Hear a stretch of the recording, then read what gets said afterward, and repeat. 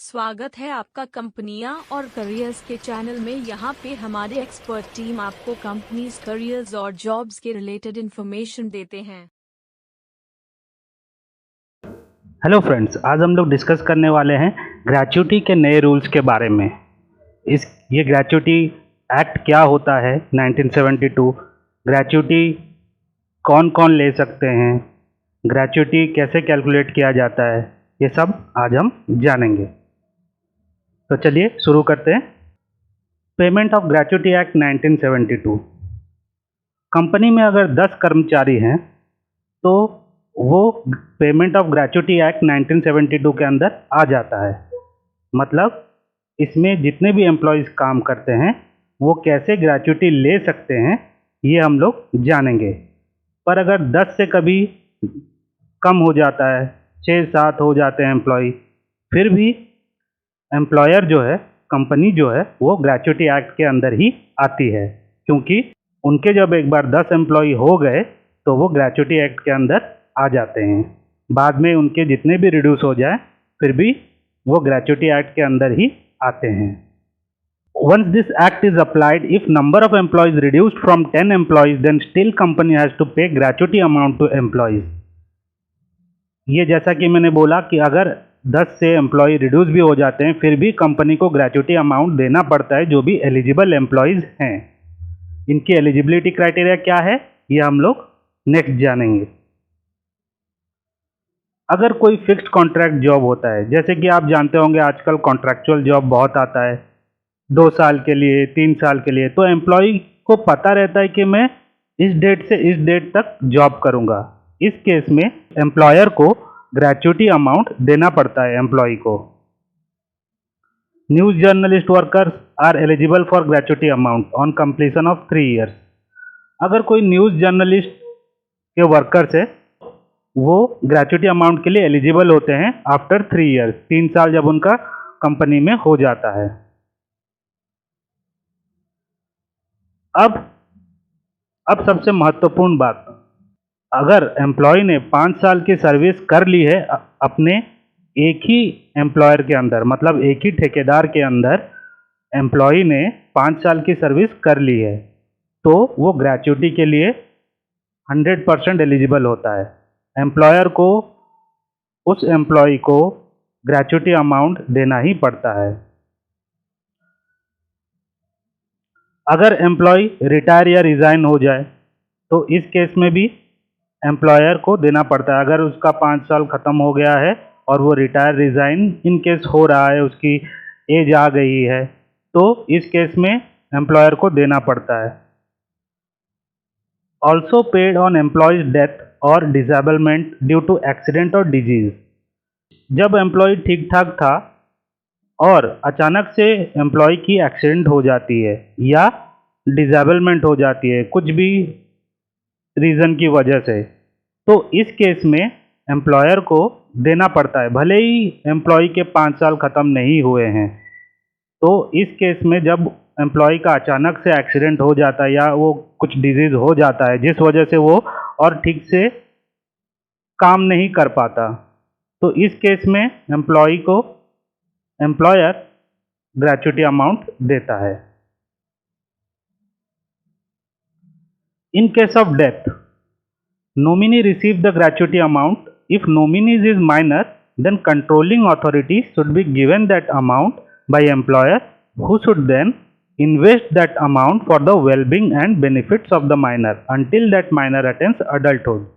अभी क्या होता है कि एम्प्लॉय को अगर डेथ हो जाता है, ठीक है, तो यहाँ पे जो भी ग्रेच्युटी अमाउंट रहता है वो नॉमिनी को चला जाता है, नॉमिनी को वो पेमेंट हो जाती है। अगर नॉमिनी माइनर हुआ, मतलब अडल्टहुड उसको हुई नहीं है, नॉमिनी माइनर है, तब क्या होता है इस केस में? इस केस में जो कंट्रोलिंग अथॉरिटी रहती है उनको वो अमाउंट जो है एम्प्लॉयर दे देता है और वो कंट्रोलिंग अथॉरिटी ये अमाउंट बैंक में जाके इन्वेस्ट कर सकते हैं ताकि वो जो अमाउंट है माइनर के बेनिफिट्स में आए, माइनर के वेलबिंग में आए। माइनर के काम आए, इसका मतलब जब तक माइनर अडल्टहुड अटेंड नहीं करता है तब तक। इसमें नॉमिनी को क्या क्या डॉक्यूमेंट्स लगेंगे? कैंसल चेक लगता है विथ सेम नॉमिनी नेम जो कि कंपनी में रजिस्टर्ड किया था एम्प्लॉय ने। बैंक का पासबुक लगता है, उसकी कॉपी, आधार कार्ड, पैन कार्ड, पासपोर्ट, जो भी एक आइडेंटिफिकेशन डॉक्यूमेंट दे सकते हैं।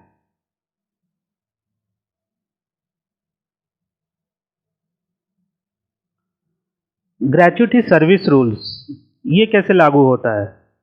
अगर किसी एम्प्लॉय का 4 साल या 6 मंथ हो गया है तो then it will be considered as 5 years during gratuity calculation. Gratuity calculation के बारे में हम लोग बाद में जानेंगे, जिसमें कि हमको number of years of service की ज़रूरत होती है, जिसमें कि हमको number of years of service की ज़रूरत होती है ग्रेच्युटी कैलकुलेशन में। तो अगर किसी का 4 साल 6 महीने एक कंपनी में उन्होंने सर्विस की है तो वो 5 साल कंसिडर किया जाएगा ग्रेच्युटी कैलकुलेशन में। अगर 4 ईयर 7 मंथ है तो भी 5 साल कंसिडर किया जाएगा। यहाँ पे एक चीज़ ध्यान से देखिए, 4 साल 1 महीना, 4 साल 2 महीना, 4 ईयर्स 3 मंथ, 4 ईयर्स 4 मंथ या 4 ईयर्स 5 मंथ, कोई भी मंथ जो कि 6 से कम है वो एलिजिबल नहीं हुई यहाँ पे, क्योंकि 5 ईयर्स कंप्लीट उसको नहीं माना जाएगा, क्योंकि 4 ईयर्स 4 मंथ का मतलब भी 4 ईयर्स है, 4 ईयर्स 5 मंथ का मतलब भी 4 ईयर्स ही है ग्रेच्युटी कैलकुलेशन में। 4 ईयर्स 1 मंथ का भी मतलब 4 ईयर्स ही है, 4 ईयर्स 2 मंथ का भी मतलब 4 ईयर्स ही है, तो वो एलिजिबल नहीं होंगे।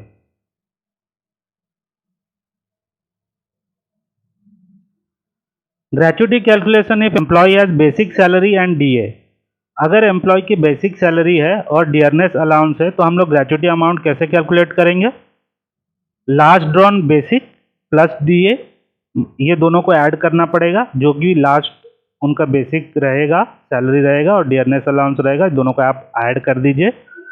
फिर into 15 into numbers of years of service, जो कि हमने पिछले स्लाइड में देखा था। फिर डिवाइड बाय 26 कर दीजिए। 26 यहाँ पे नंबर ऑफ वर्किंग डेज को कंसिडर किया गया है। 15 डेज ऑफ वर्किंग डेज के अनुसार ये ग्रेच्युटी अमाउंट मिलती है।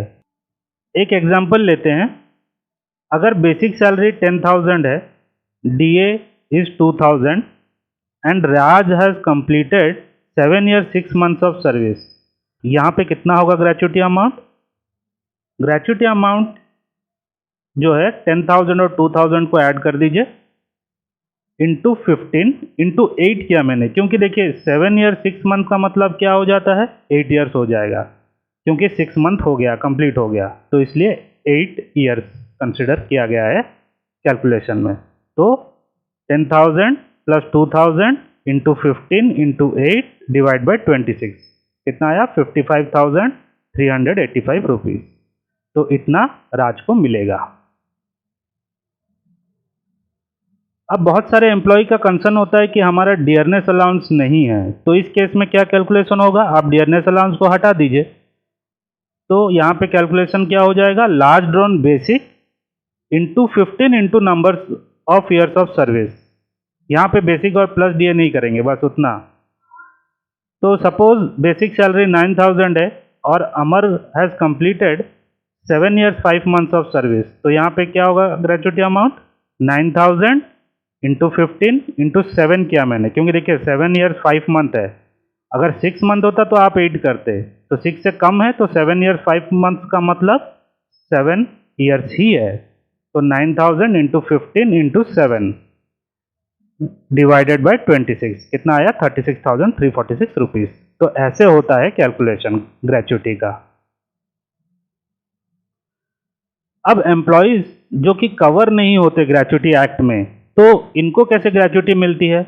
देखिए, इनको भी ग्रेच्युटी एम्प्लॉयर दे सकता है, क्योंकि कुछ रूल्स और रिस्ट्रिक्शन नहीं है ग्रेच्युटी एक्ट में कि जिनको जो ग्रेच्युटी एक्ट में नहीं आते हैं तो आप उनको ग्रेच्युटी नहीं दे सकते। दे सकते हैं, ये एम्प्लॉयर के ऊपर है। तो इधर पे कैलकुलेशन क्या होगा? Last drawn basic plus DA into 15 into numbers of years of service divided by 30 होगा। वहाँ पे हम लोग डिवाइडेड बाय 26 करते थे, यहाँ पे डिवाइडेड बाय 30। अगर डियरनेस अलाउंस नहीं रहा तो सिर्फ लास्ट ड्रॉन बेसिक कंसिडर करिए, जैसा कि हमने पिछले स्लाइड में देखा।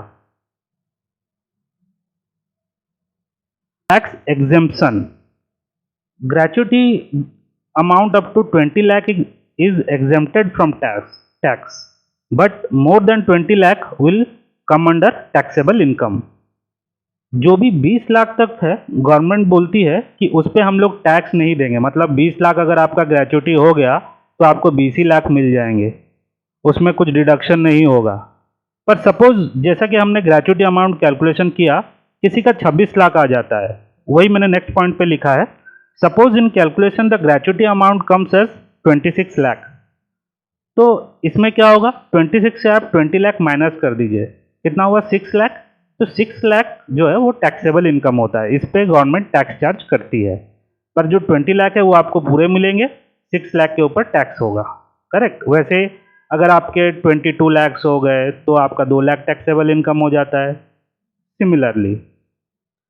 तो होप आपको क्लियर हो गया रहेगा ग्रेच्युटी के रूल्स के बारे में और जो भी इंफॉर्मेशन मैंने ग्रेच्युटी के रिलेटेड दी है। तो फ्रेंड्स, अगर आपको कुछ कंसर्न है तो आप कमेंट सेक्शन में पूछ सकते हैं। इस चैनल को लाइक और सब्सक्राइब कर दीजिए, हम आगे भी आपको अच्छे अपडेट्स देते रहेंगे। Thank you.